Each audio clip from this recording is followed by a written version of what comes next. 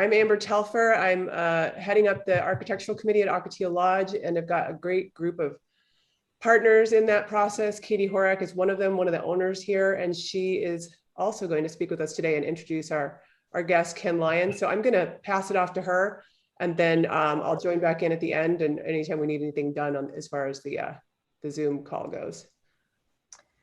Great, thanks Amber for setting this up, and it's great to see so many people on the screen and interested in this process. This is really Ken's show, so I'm just gonna give a little intro and talk very generally about historic designation, and then I think we'd all love to hear from Ken the specific process, what it takes to get designated, what the process is for review of work on designated buildings, all those things that matter to us as owners. It's great to hear it straight from Ken, who is an associate planner with the city of Palm Springs, and we're really grateful to Ken for his time. So I'm going to share my screen. Everybody can see this? Maybe just a nod. Yes, okay, good. So as Amber mentioned, I'm an owner. I'm a relatively new owner. I purchased this last May, and I live most of the time in Los Angeles. I've been spending about 30% of my time at the Ocotillo and loving it.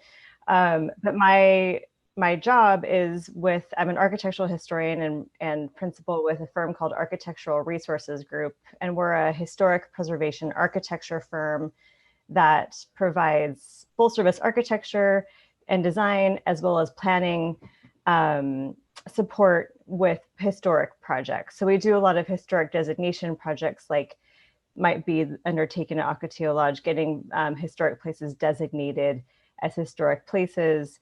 And we also do architectural work to historic buildings. So we do pretty much anything at all revolving around historic places. And we do work with the city of Palm Springs. I've had the pleasure of working with Ken on a couple of projects in the city as well.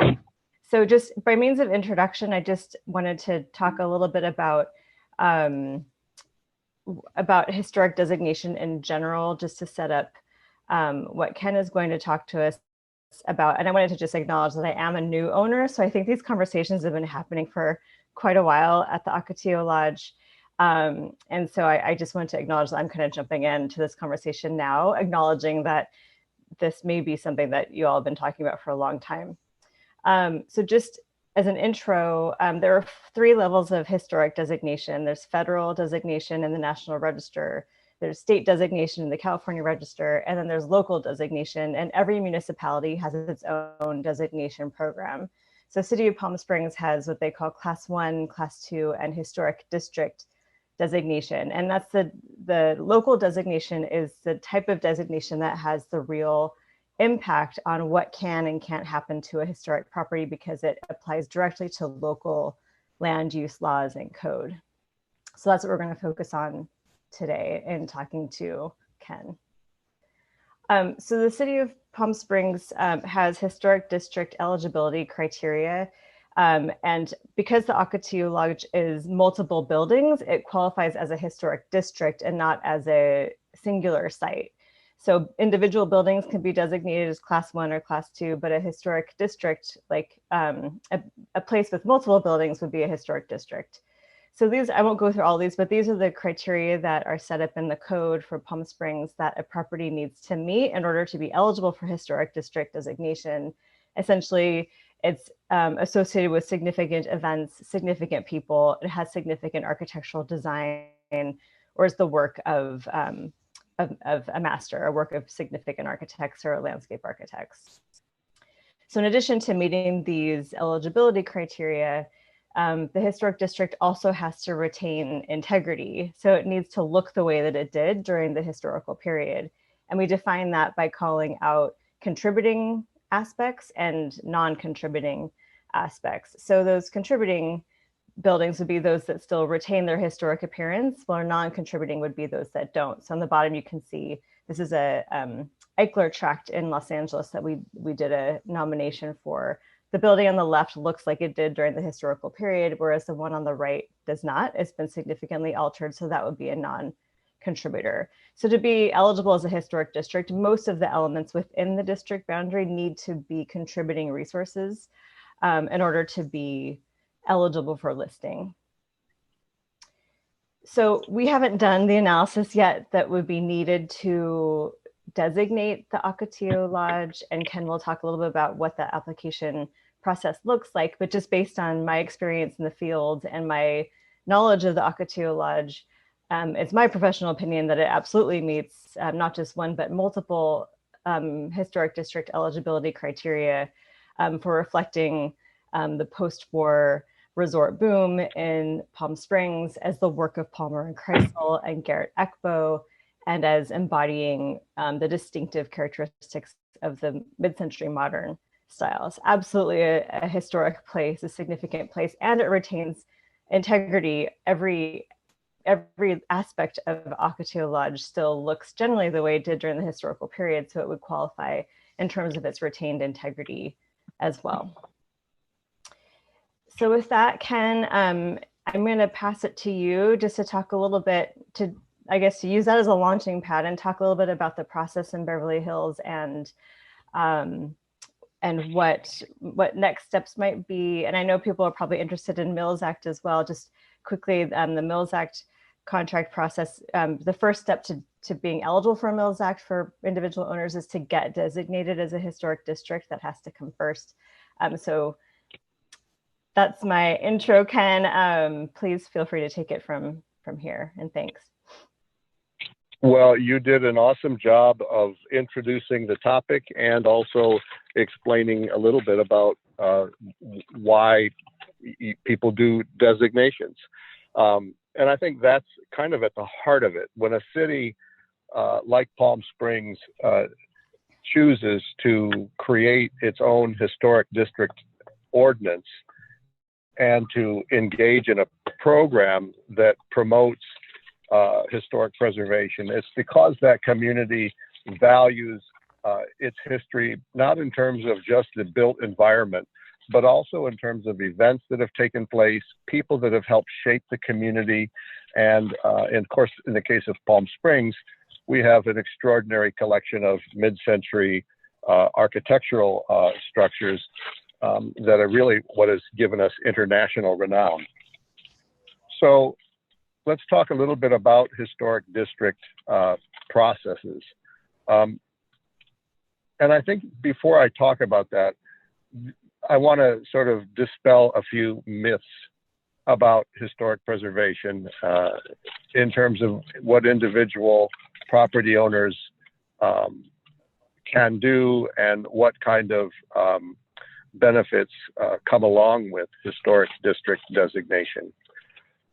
The most important thing to understand is that becoming a historic district does not freeze dry your complex. Buildings are dynamic and they have to adapt and change over time. And that's no different in a historic district or for a historic site. When you look at making changes, though, to contributing buildings in a historic district, we're looking for changes that are still complementary to the underlying architectural style of the building.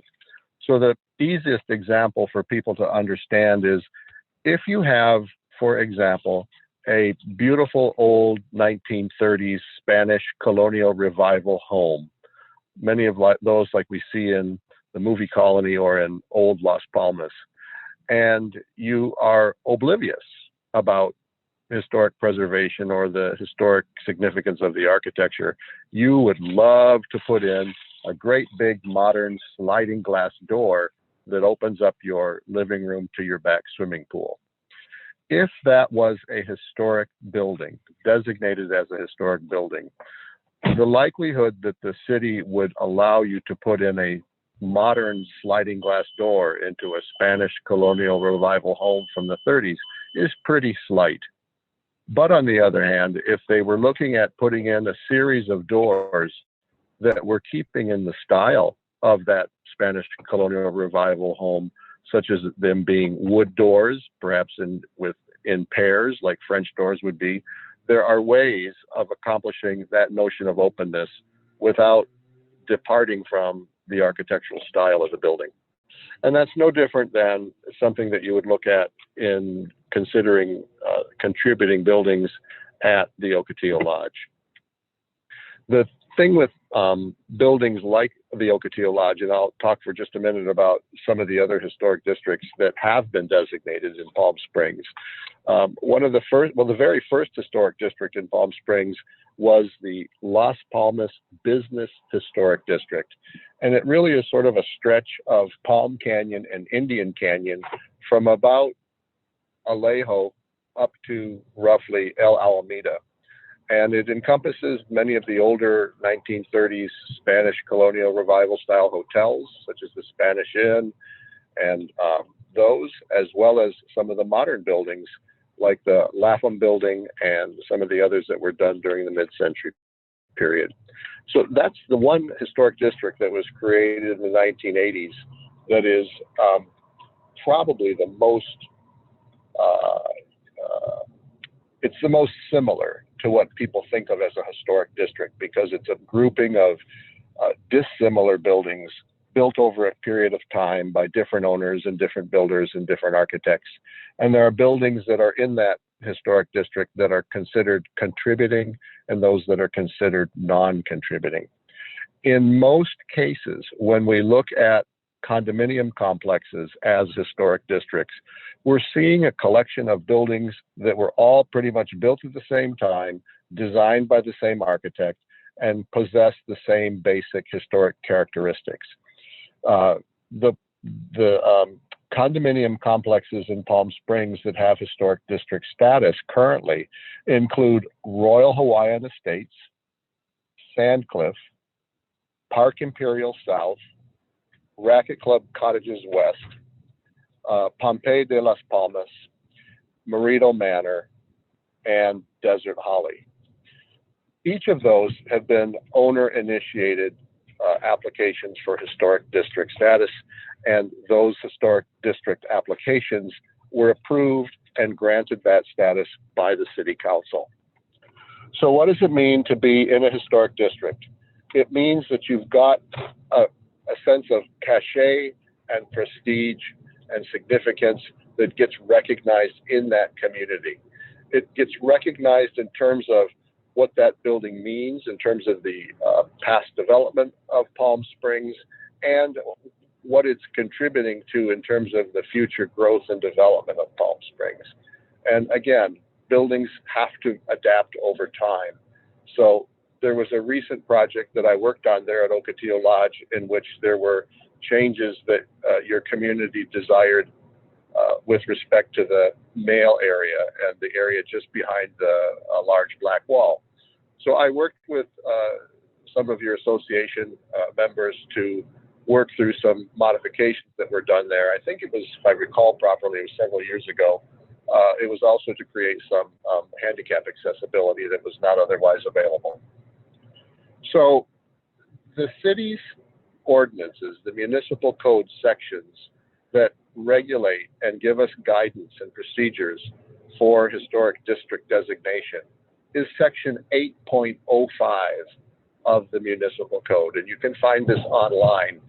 I think that Katie and Amber also may have forwarded to each of you those code sections for you to be able to read them. They're available online.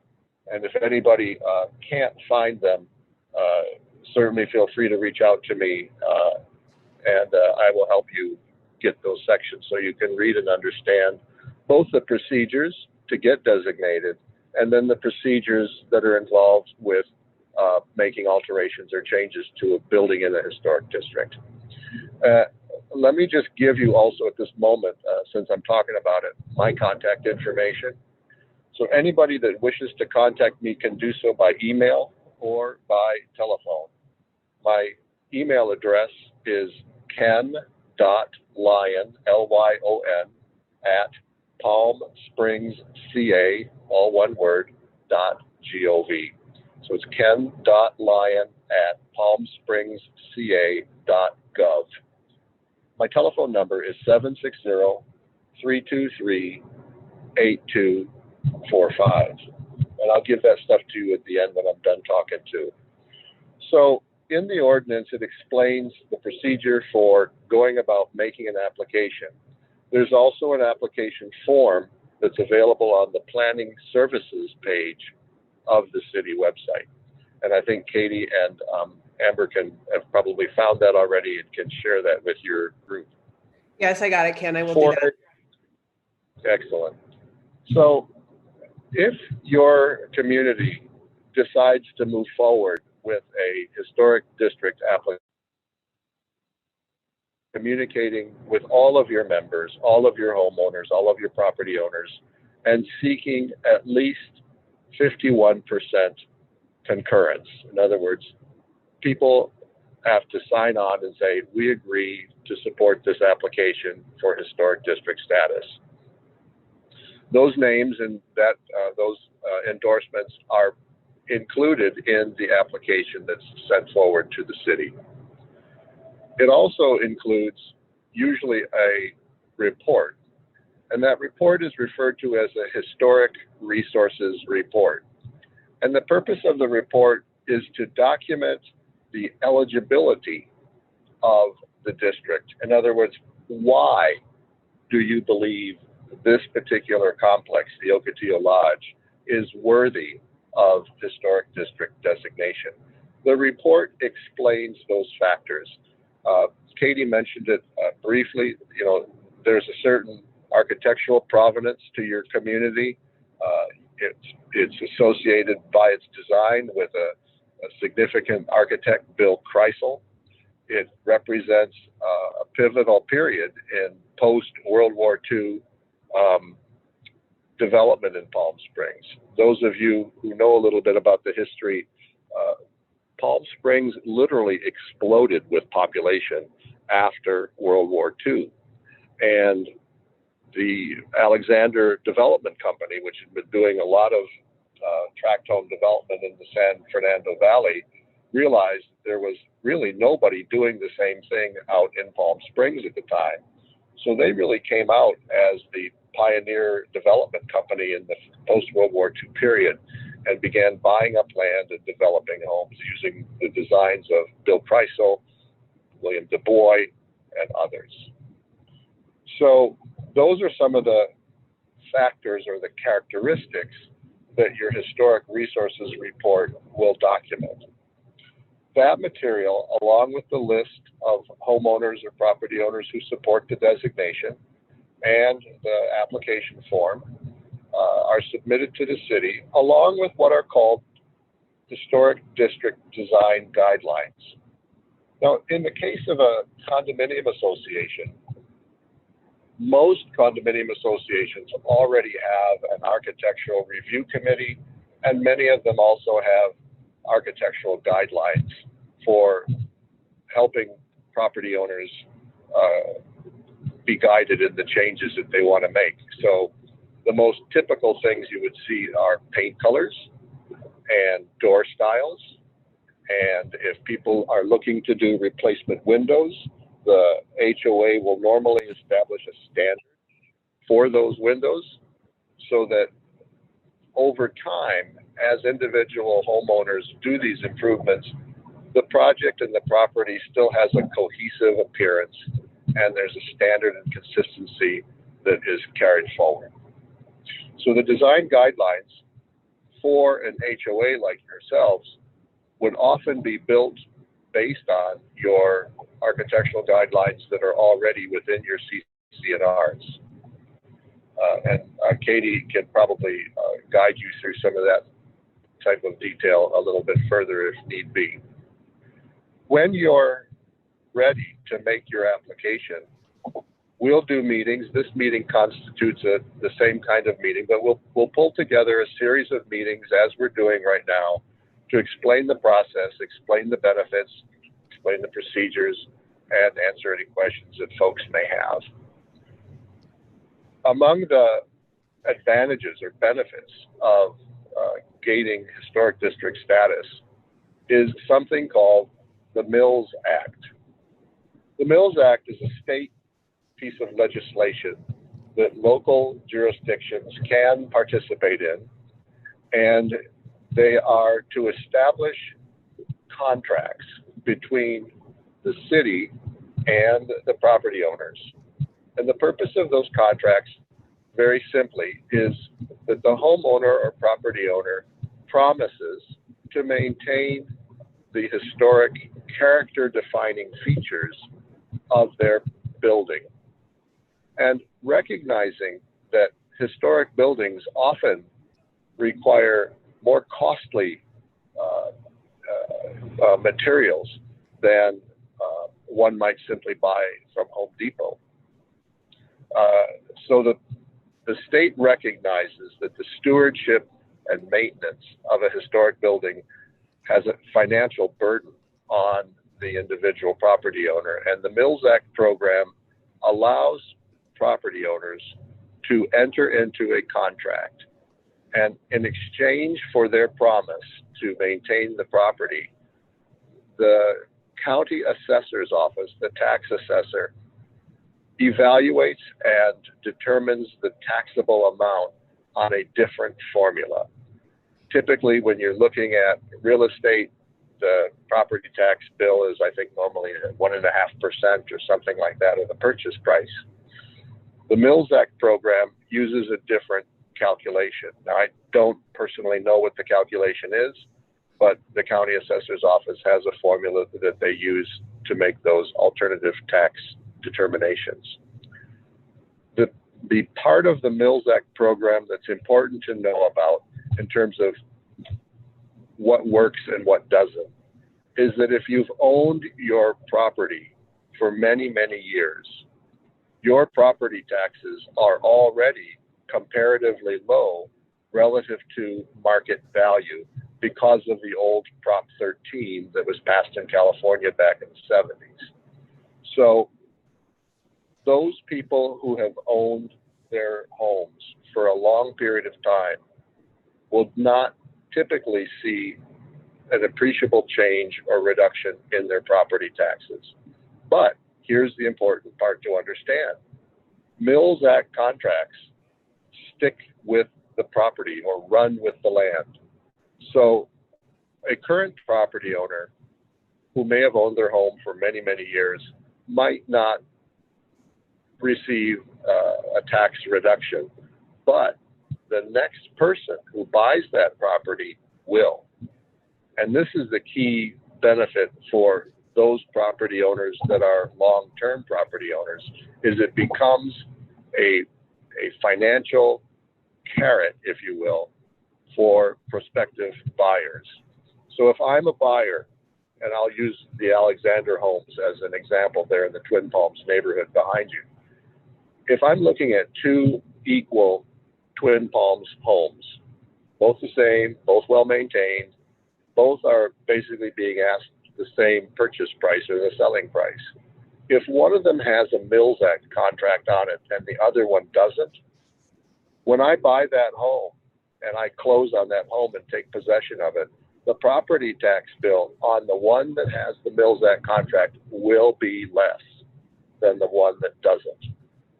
Anecdotally, I am told that homeowners can see as much as a 40 or 50% reduction in their property tax off of what would be the normal property tax assessment if they have a Mills Act contract.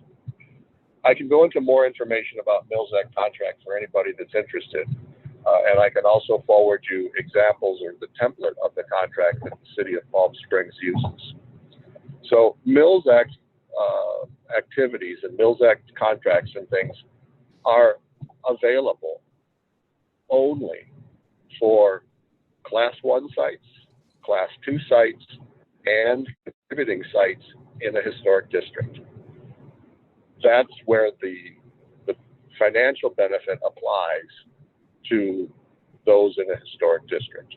So currently at the city of Palm Springs, we probably have more Mills Act contracts in force with homeowners in condominium associations that have been designated historic districts than we do for individual freestanding properties. It's kind of fascinating, but I think it's because those people that live in condominiums are generally rather cost conscious, they're budget minded, And the Mills Act contracts make a big difference for those kinds of folks. So other than that, what are the pros and cons of historic district designation?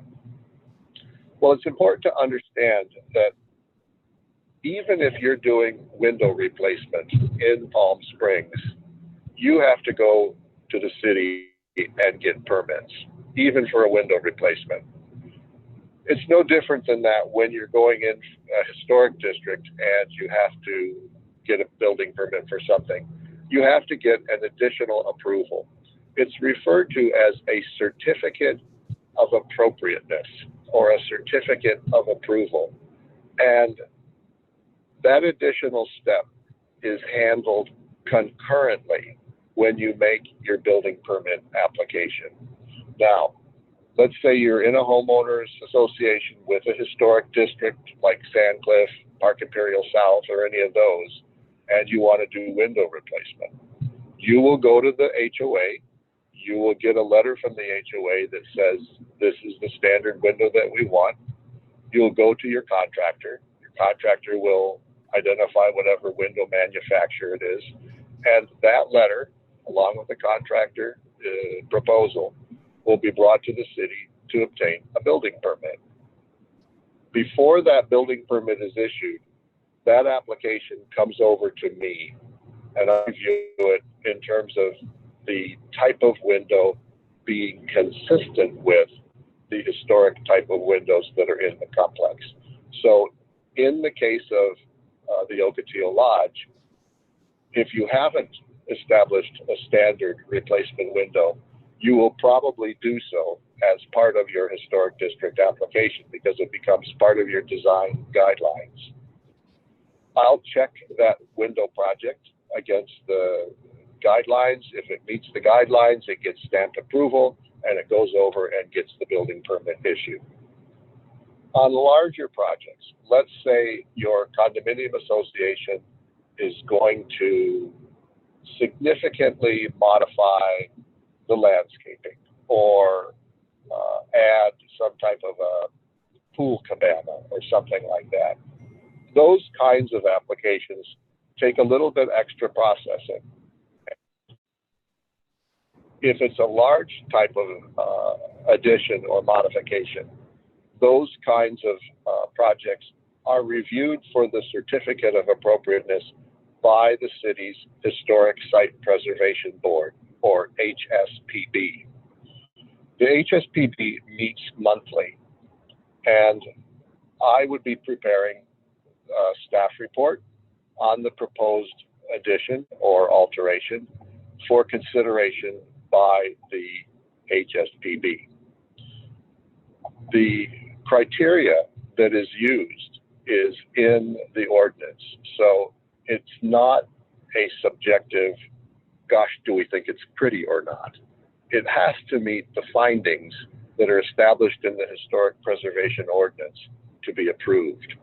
And in almost all instances of major alterations that I have had come across my desk in the last 16 years in the city, there are probably less than 5 that have ever been rejected. The building owners, when they're coming in with these types of applications, most of the time understand the significance of the building that they own. If they own an old building, they know what's the beautiful part about that building if it happens to be, for example, a Spanish colonial revival building. In the case of something like the Ocotillo Lodge, there are going to be details about your project that you know are part of the character-defining features of that complex. And if they're going to change those things, the changes need to be respectful. That's basically the litmus, if you will, within those criteria is it meeting the historic characteristics? Does it align with the design guidelines and so on? An example of a large type of project that HOAs have taken on that would be reviewed by the HSPB are turf removal projects. When the last drought was upon us, many homeowners and property owners and HOAs took advantage of the financial incentives that the Desert Water Agency and the city were offering to promote and encourage people to reduce the amount of turf in order to reduce the water consumption in the valley. Those kinds of projects, which basically affect all of the grounds in a historic district, are reviewed by the HSPB. They're also reviewed by the city's Architectural Advisory Committee. So the fallacy that I think is important to dispel is historic buildings and contributing structures in a historic district are capable of being altered, modified, and adapted. So it's a good thing to know on that particular note, and that it doesn't represent a significant or appreciable additional step. In most cases, all of the work that gets done in a condominium association like yours requires building permits. So you're going to engage with the city one way or the other on those types of projects. And we basically, at a staff level, help homeowners associations like yours make sure that their programs and their projects meet those criteria so that they can win approval.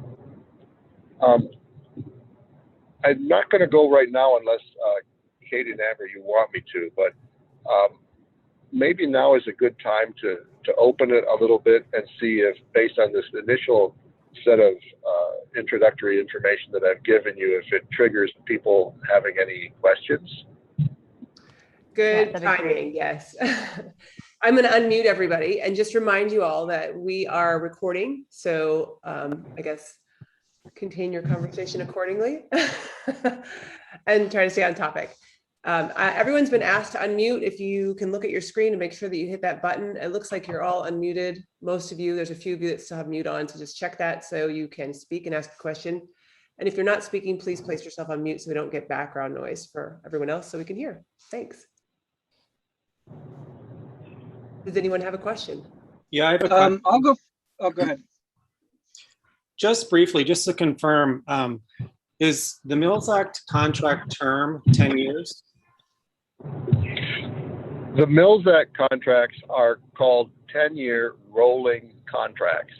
What that means is that the initial term of the contract is 10 years, but at the end of each year, an additional year is automatically added to the end of the contract. So once the contract is initiated, the contract continues in perpetuity until either the city or the property owner cancel it. In the event of a person who would choose to cancel a Mills Act contract, because they are a 10-year term contract, the simplest way to cancel it without penalty is to allow it to expire after 10 years. I've had one instance of a person wanting to cancel their Mills Act contract, and the example is that they wanted to cancel it in 2008. The contract was terminated in 2018, 10 years later. And a follow-up question, by what means does the city use to determine if a contract should be rolling renewed? The contracts automatically renew, and within the term of the contract, there's a 5-year annual, not annual, but a 5-year inspection cycle where the city coordinates with the property owner to do an inspection of the site to assure or ensure that the property is indeed being appropriately maintained. If we were to find that there had been something that was not being properly maintained, it would be cited through the code enforcement procedure, and we would work with the property owner to remedy it. It would be as a last resort that we would cancel contracts. Okay, and then the criteria to maintain would extend to things that as an HOA, we would normally do to maintain the property, correct? Keeping up the roof, keeping up the landscaping and such. Exactly, right, exactly. When you're dealing with an HOA in a Mills Act contract, the HOA itself is a party to the contract. So if Joe Smith contacts me living in an HOA like Ocotillo Lodge, they would submit their application, pay their application fee, and their application would include a letter of intent from the HOA saying that the HOA intends to enter into the contract with the property owner.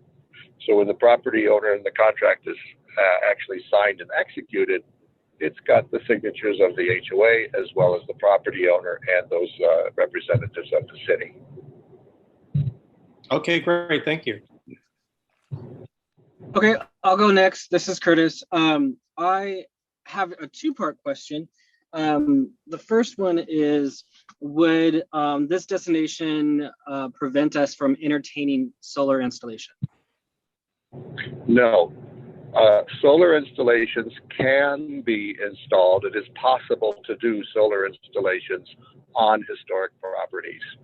There is a section in the Historic Preservation Ordinance that speaks specifically to the installation of photovoltaic systems. And generally speaking, the intent or the goal behind putting photovoltaics on a historic structure is not much different than what you would want to do in terms of a non-historic structure. That is, they need to be as unobtrusive as possible. They need to be screened to the extent possible via parapet walls and things like that. And generally speaking, and you mostly have flat roofs there, but in places where there are gable roofs or sloped roofs or things like that, they are encouraged to be placed on the back side of that sloped roof, so it doesn't show on the front side of the building. But in the case of Ocotillo Lodge, if photovoltaics are installed, we would expect them to be installed in a way that they are visually as unobtrusive as possible. Curtis, on that note, this is Amber. I think that we have to also check in, this is on a sidebar, but we have a roof warranty agreement that also may prevent us from putting solar on the roof, because we actually asked about that when we first moved here as well. Just so everyone knows, it's something we have to look at from a existing relationship standpoint. But it's a great question and good for us to document that we know that it's possible even with this kind of certification. Yeah, and you also want to check if you do wind up pursuing that kind of thing. Generally speaking, the state encourages the installation of photovoltaic electrical production systems. And the city cannot deny an application for a photovoltaic system. We can regulate it, we can adjust it, we can require it to be screened, but the city cannot deny an application for a photovoltaic installation. Cool. All right. And then my next question is kind of a little bit of a silly one, but I want to ask it just in case. Can a designation make you exempt for code? For example, a lot of owners were talking about the pool around the fence around the pool. And so I'm just curious if we did get this designation, if that fence could possibly be removed, or if, I'm assuming that fence is there because of code, but. Generally speaking, things that are in the code that are life safety regulations, which is what a pool barrier is, are generally not exempt. In other words, the historic structure or the historic district has to comply by the same life safety regulations that a non-historic structure or HOA would have to comply with. The place where that statement is varies is that there is what is called the State Historic Building Code. And when an owner of a historic building is dealing with a code required change, and the easiest example I can give you is, let's say I own a historic theater, and the stairway to the mezzanine or to the balcony seats is only 36 inches wide, and the current ordinances require them to be 48 inches wide. If I am working on a renovation on my theater, I can approach the city and ask that aspect of it to be evaluated by the city's building official to be exempted from the requirement that it be 48 inches wide, because it would basically, in that example, destroy the theater. So that kind of thing is possible to be exempted under the state historic building code, but not things that are of a life safety type of nature, like fence barriers and things like that. Okay.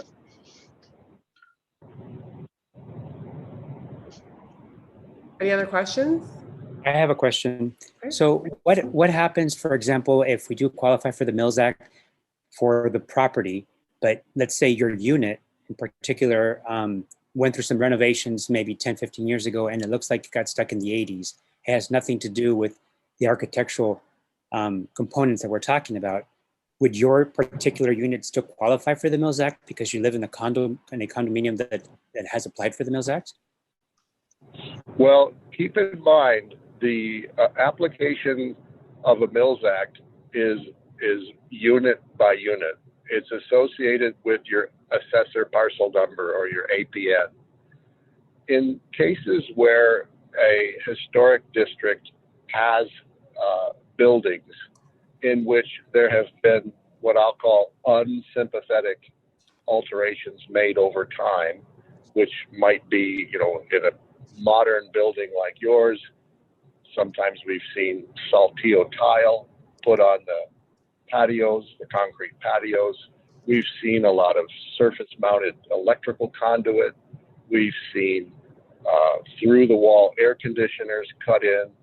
We've seen temporary shade canopies and trellises and things like that that have been added over time that don't respect the architectural or historic integrity.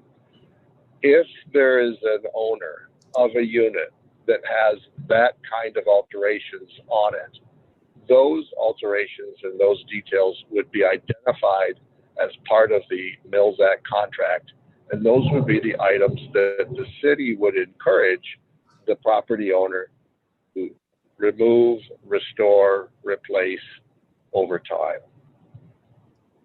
Can I just I would prompt? also, I'm sorry, go ahead. I just was going to prompt you, Ken, to talk about interior work, because I think that that's something that maybe Jaime was referring to, is whether or not I'm getting some. Workplace is technically open. They actually have two members.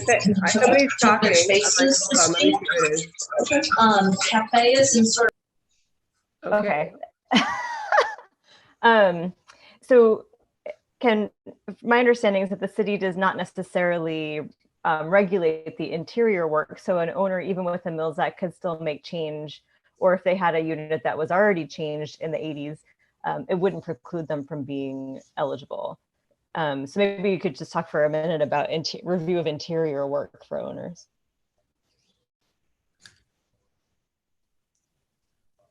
Uh-oh, I think I unmuted. I think he got muted in the process on accident. Sorry about that. Ken, hold on. And he's on his phone, guys. Oh no. I'm asking him to unmute. Ken, if you can hear this, look at your phone and make sure you're looking for a button that says unmute. There you go. I think wait, people are moving on this screen. Sorry about that. I've hit the button to ask him to unmute, but I don't see that it's happening. Oh shoot. In the meantime, Katie, can I ask you a question? Maybe you know the answer to this. Sure. It kind of piggybacks on what you're suggesting, Ken, to answer. So with regard to the historic district designation and or the Mills Act designation, do you know if, for example, once we get through the paper application process and approval, that a final step would be for committee members of either historic preservation or Mills Act from the city to visit the property, visit certain units to determine if there in fact is anything that has to be added as a stipulation to the contract? Yeah, so, and this is a good one for Ken to answer as well, but typically the city would do a pre-contract inspection just to make sure that the work plan that's been identified for the 10-year contract is appropriate. And then once the contract is awarded, then can mention that every 5-year inspection to make sure everything that the owner included in the contract is actually happening. But there would be a pre-contract look from the city just to make sure that, like you mentioned, if there were insensitive alterations they wanted you to reverse, to make sure that those were happening. But typically that's for exterior work. I don't believe that they regulate the interior work with nearly as much detail. Okay, great, thanks. Can I ask a question? Hi, Katie. Hi. Thanks for this, by the way. It's very interesting. Ken is very knowledgeable as well. So what is the filing fee? So the poolside scuttlebutt, I've heard 400 per unit, 1,000 per unit. And so I'm just curious, how that works and if there is a fee associated, and then how that would be split up. I'm guessing if 51% of the people want it, we may have a problem getting the 49% to cover any costs. Yeah, there are fees associated with both historic designation and then for individual owners who want to participate in Mills Act. So for the historic designation, I believe there are application fees. That exactly how much those fees are would have to be answered by Ken. But the biggest cost is producing that historic report that he mentioned. So typically an association or homeowner will hire a consultant to do the report to outline the history of the complex and how it meets the city's criteria, which is then presented to the city for them to make their determination. So that's typically the biggest expense is through consultant fees to do that type of report. And then for the Mills Act, which is totally voluntary on an owner by owner basis, I think it is around 1,000 or a little bit more of an application fee for Mills Act. If you think about the savings on taxes, I don't know how much you guys pay for taxes. I mean, $1,000 over a number of years seems worth it. Yeah, you get it back in the first year for sure.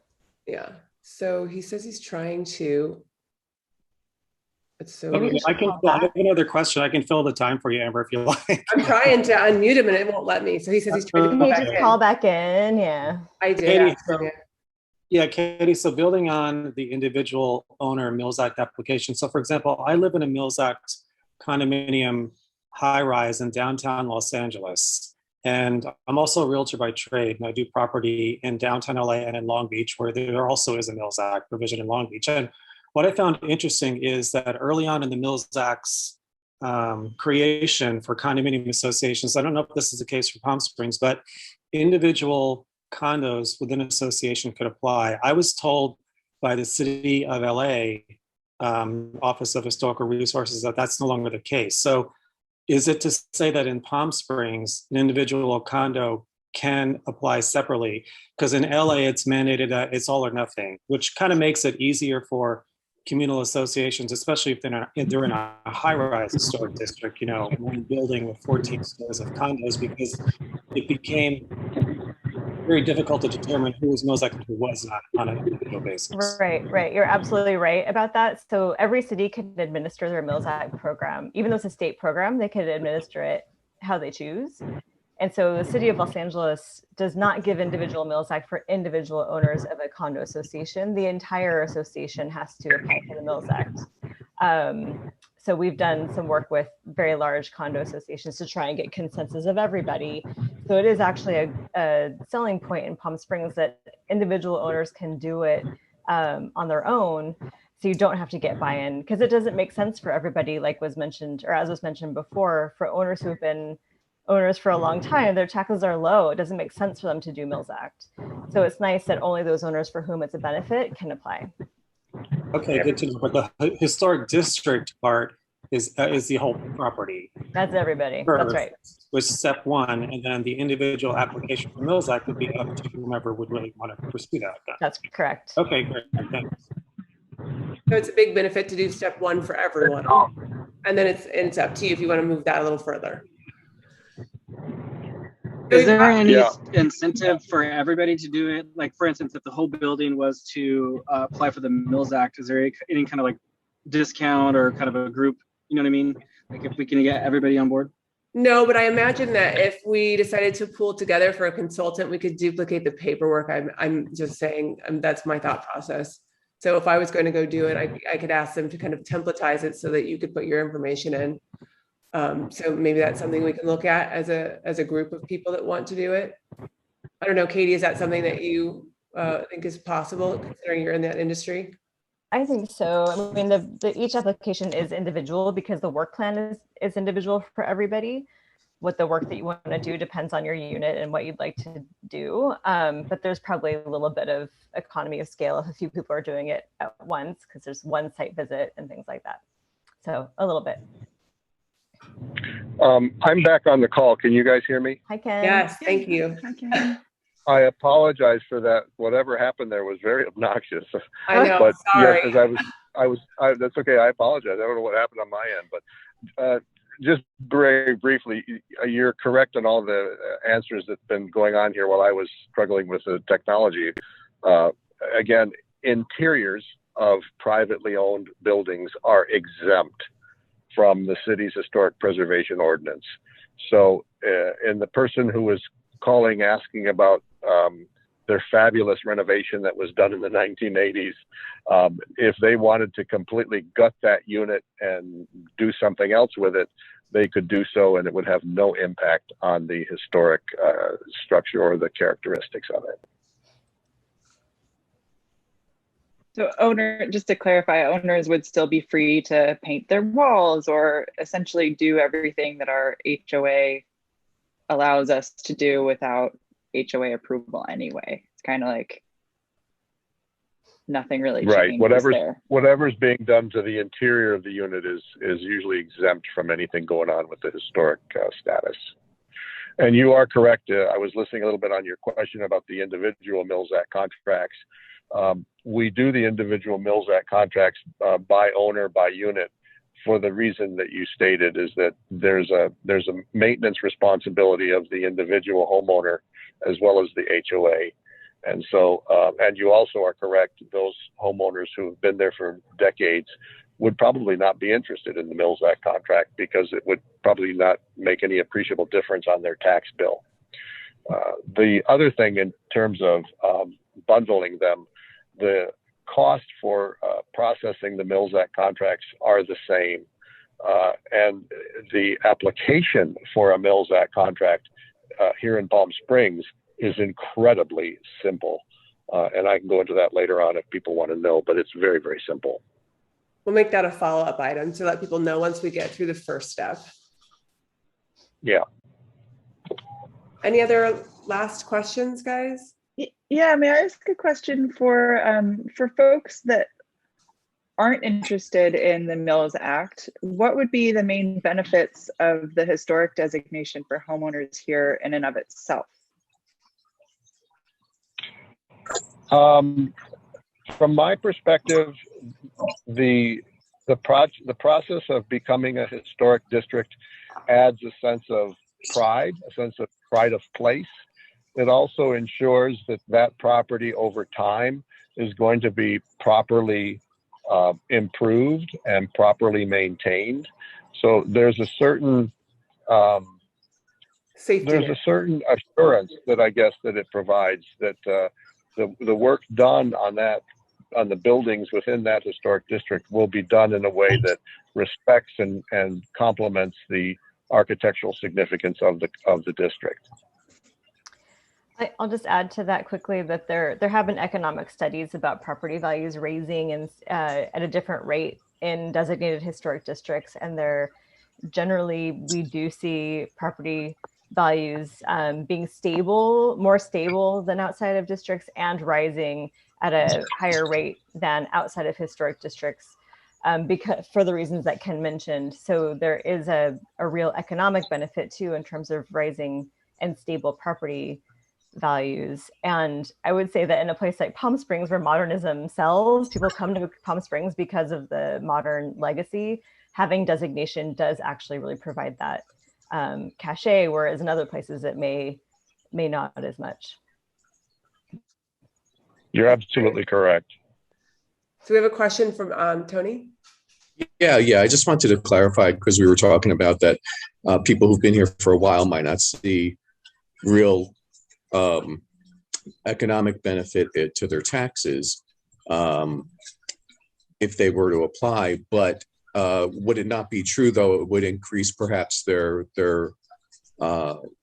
value of their property if they're trying to sell, to say, oh, and it's a Mills Act, so your taxes would be lower. So it could perhaps increase the property value for them, even if they're not seeing much benefit on their taxes. They could sell it as use it as a selling point for if and when they try and sell in the future to someone, say, hey, it's a Mills Act property or condo, individual condo, so your taxes will be lower. Is that not accurate, or am I or do I have it?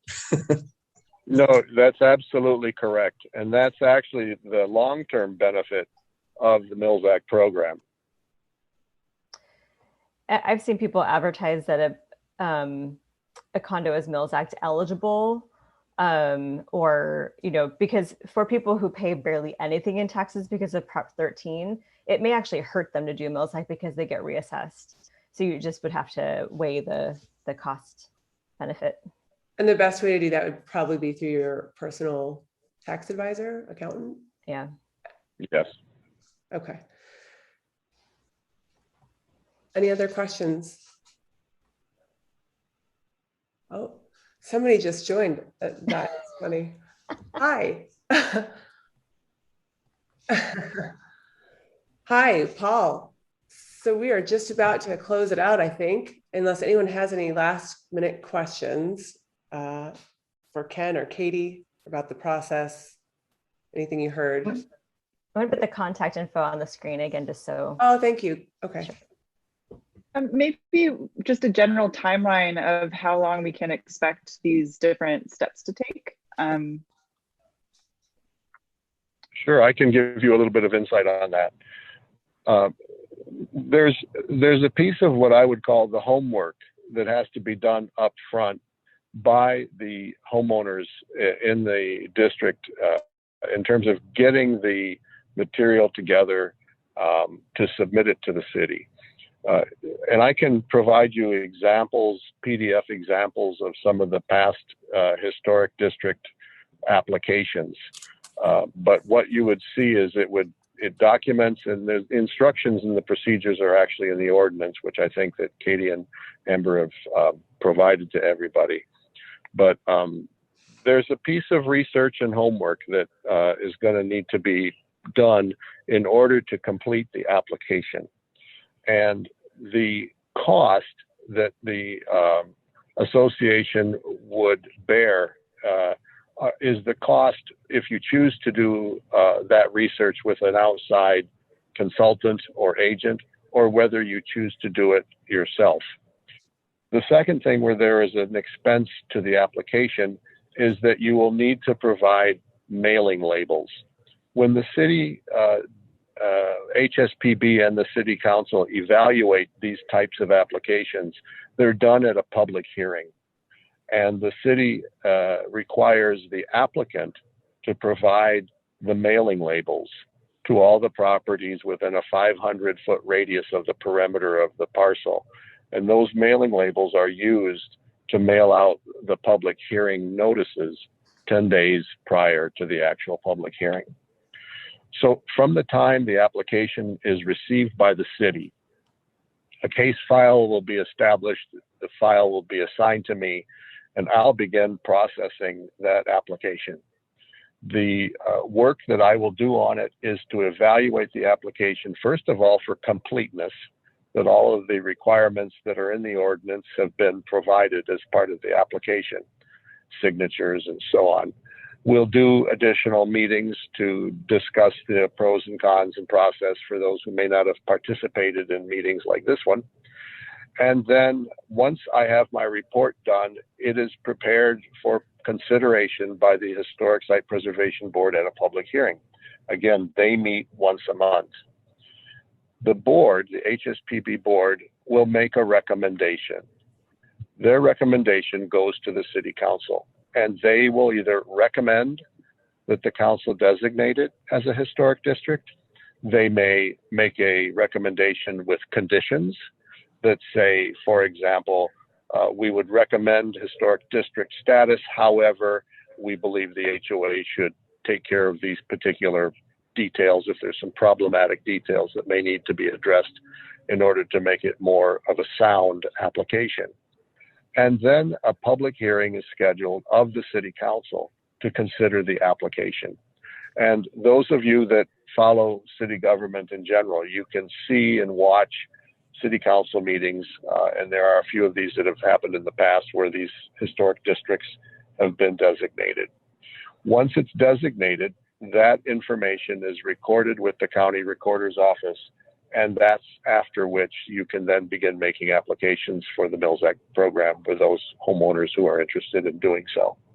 So the overall process, once the application is received by the city, takes roughly, I would say, 3 to 4 months in general.